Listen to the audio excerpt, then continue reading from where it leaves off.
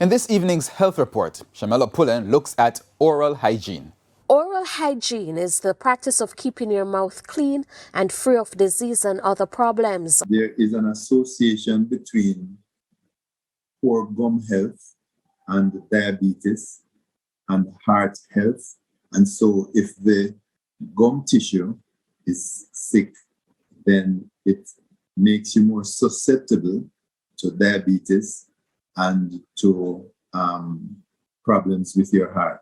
But in addition, you have social issues like if your gum is not in good health, you might suffer from bad breath. Your gum might start bleeding. Which is why family dentist Dr. Emerson Henry says brushing and flossing after each meal is important. Changing your toothbrush every 3 to 4 months is also critical.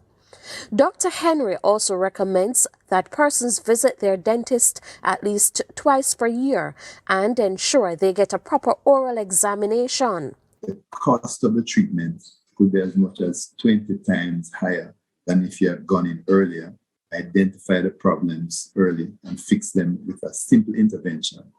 Right? That the cost of a filling might be less than $15,000 in some places. But if the tooth is left untreated, you might have to do root canal treatment and then crown. And the total cost of that could be over $300,000. And so the early intervention is important in keeping your dental care within a reasonable limit. But if you can't afford toothbrush, toothpaste, and mouthwash, there are other alternatives such as salt and water.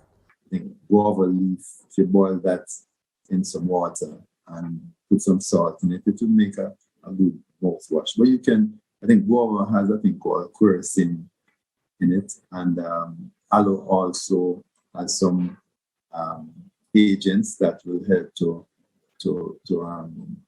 improve your dental health. But you should use just the sort of clear part of the aloe, not the green part.